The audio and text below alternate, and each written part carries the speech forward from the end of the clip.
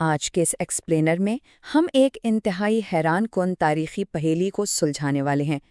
ہم بات کریں گے کہ کیسے اسلامی ثقافت نے صدیوں کا سفر طے کر کے سائبیریا کے انتہائی سخت، سرد اور دشوار گزار ماحول میں اپنی جگہ بنائی۔ یہ ہمت، ثقافتی ملاپ اور انسانی بقا کی ایک ایسی شاندار کہانی ہے جو آپ کو حیرت میں ڈال دے گی۔ تو آئیے بلا تاخیر اس سفر کا آغاز کرتے ہیں۔ ذرا سوچیں، ایک ایسا عقیدہ جس کا آغاز گرم صحراؤں سے ہوا، وہ زمین کے سب سے سرد خطوں میں سے ایک یعنی سائبیریا کے جمے ہوئے میدانوں تک آخر کیسے پہنچا؟ اور مزے کی بات یہ ہے کہ یہ سب کسی اچانک یا بڑے فوجی حملے کے ذریعے نہیں ہوا۔ تو پھر مشرق وسطیٰ سے اس برفانی خطے تک کا یہ طویل سفر کیسے طے ہوا؟ یہی وہ اصل معمہ ہے جسے آج ہم مل کر سمجھیں گے۔ ہمارے اس 1400 سالہ سفر کو سمجھنے کے لیے ہم ان اہم پڑاؤ سے گزریں گے: شامنزم اور ابتدائی تجارتی راستے، پھر وولگا بلگرز اور منگول سلطنت، گولڈن ہارٹ کا اسلام قبول کرنا، خانات سائبیریا، اس کے بعد روسی تسلط اور آخر میں جبر کے دور سے لے کر جدید دور کے احیاء تک۔ تو چلیے اپنے پہلے حصے سے شروع کرتے ہیں، شامنزم سے ابتدائی تجارتی راستوں تک کا سفر۔ کہانی کے آغاز میں سائبیریا کے وسیع اور جنگلی مناظر کا تصور کریں۔ یہاں خانتی، مانسی اور یاقوت جیسے مقامی قبیلے آباد تھے جو شامنزم پر یقین رکھتے تھے۔ ان کی زندگیاں جانوروں، دریاؤں اور فطرت کے روحوں کے گرد گھومتی تھیں۔ پھر وسطی ایشیا اور وولگا کے علاقوں سے مسلمان تاجر شمال کی طرف آنا شروع ہوئے۔ وہ صرف سامانے نہیں بلکہ بالکل نئے خیالات بھی لا رہے تھے، اور یہ کوئی زبردستی کی تبدیلی نہیں تھی بلکہ ایک انتہائی خاموش اور فطری ثقافتی ملاپ تھا جو ان تاجروں کے ذریعے پروان چڑھا تھا۔ یہ بات بہت اہم ہے کہ اس ثقافتی تبادلے کی اصل بنیاد جنگ نہیں بلکہ تجارت تھی۔ مسلمان تاجر اپنے ساتھ بہترین ریشم، ہتھیار اور چاندی لے کر آتے تھے، اور بدلے میں سائبیریا کے ترک قبائل انہیں انتہائی قیمتی کھالیں اور شاندار گھوڑے دیتے تھے۔ یعنی اسلامی دنیا اور سائبیریا کا یہ ابتدائی تعلق لشکر کشی کے بجائے ایک پرامن لین دین کے ذریعے قائم ہوا، اور اسی تجارتی سامان کے ساتھ ساتھ نئے عقائد بھی خاموشی سے اس سرد خطے کا حصہ بننے لگے۔ اب ہم وقت میں تھوڑا آگے بڑھتے ہیں اور اپنے دوسرے حصے کی طرف چلتے ہیں، وولگا بلگرز اور منگول سلطنت۔ اگرچہ 7ویں صدی میں اسلام کا ظہور ایک عالمی واقعہ تھا، لیکن سائبیریا کے حوالے سے اصل گیم چینجر 922 عیسوی میں آیا، جب وولگا بلگرز کے حکمران نے عباسی خلافت سے رابطے کے بعد باقاعدہ طور پر اسلام قبول کر لیا۔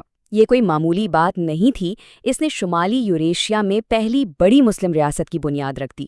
اس کے بعد مسلمان اسکالرز اور مبلغین کے لیے سائبیریا کے قریبی علاقوں تک پہنچنا کہیں زیادہ آسان ہو گیا۔ اور پھر 13ویں صدی میں ایک زبردست تبدیلی آئی۔ منگول سلطنت، چنگیز خان کی قیادت میں منگولوں نے یوریشیا کے ایک بہت بڑے حصے کو فتح کر لیا۔ اب دلچسپ بات یہ ہے کہ شروع میں منگول خود مسلمان نہیں تھے، لیکن انہوں نے چین، مشرق وسطیٰ اور مشرقی یورپ کو جوڑنے والے جو وسیع تجارتی راستے بنائے، انہوں نے سائبیریا کو بھی اس عالمی نیٹ ورک سے جوڑ دیا۔ تو انجانے میں ہی صحیح، منگولوں نے اسلامی ثقافت کے پھیلاؤ کو ایک ہائی وے فراہم کر دی۔ یہ ہمیں لاتا ہے ہمارے تیسرے باب کی طرف، جب گولڈن ہارٹ نے اسلام قبول کیا۔ سال 1313 یہ صرف ایک ہنسا نہیں ہے بلکہ تاریخ کا ایک انتہائی فیصلہ کن لمحہ ہے۔ یہ وہ وقت تھا جب منگول سلطنت کے وسیع مغربی حصے، جسے گولڈن ہارٹ کہا جاتا تھا، کہ حکمراں ازبک خان میں باضابطہ طور پر اسلام قبول کر لیا۔ یہ یوریشین سٹیپ کے لیے ایک بہت بڑا ٹرننگ پوائنٹ تھا۔ ازبک خان کے اس ایک فیصلے نے جیسے ایک سلسلہ وار بہاؤ یا ڈومینو ایفیکٹ پیدا کر دیا۔ دیکھتے ہی دیکھتے اسلام گولڈن ہارٹ کا غالب مذہب بن گیا، اور وہاں بسنے والے بہت سے ترک قبائل نے بھی اسے تیزی سے اپنا لیا۔ اس سیاسی تبدیلی نے اسلامی اثرات کو سیدھا مغربی سائبیریا کی سرحدوں تک دھکیل دیا۔ جو کام پہلے آہستہ آہستہ ہو رہا تھا، اب ریاستی سرپرستی ملنے کے بعد اس تہذیبی پھیلاؤ نے ایک بے مثال رفتار پکڑ لی۔ اب ہم چلتے ہیں چوتھے حصے کی جانب، خانات سائبیریا یعنی دی خانت آف سائبر۔ جیسے ہی گولڈن ہارٹ کی طاقت کمزور پڑی، مغربی سائبیریا میں ایک نئی مسلم ترک ریاست ابھر کر سامنے آئی، خانات سائبیریا۔ اور یہاں ایک انتہائی حیران کن بات بتاؤں، آج ہم اس پورے جمے ہوئے خطے کو جس نام سے جانتے ہیں یعنی سائبیریا، اس نام کی ابتدا بھی اسی خانات سائبیریا سے منسوب کی جاتی ہے نا زبردست بات؟ سیاسی اور ثقافتی لحاظ سے یہ ریاست وسطی ایشیا کی وسیع اسلامی دنیا کے ساتھ گہرائی سے جڑی ہوئی تھی۔ 16ویں صدی میں اس ریاست کے ایک انتہائی طاقتور حکمران گزرے ہیں، کوچم خان۔ انہوں نے مقامی قبائل میں اس عقیدے کو جڑ سے مضبوط کرنے کے لیے باقاعدہ مہم چلائی۔ انہوں نے وسطی ایشیا سے باقاعدہ طور پر علماء کو مدعو کیا، مساجد کی تعمیر کروائی اور اسلامی تعلیم کی بھرپور سرپرستی کی۔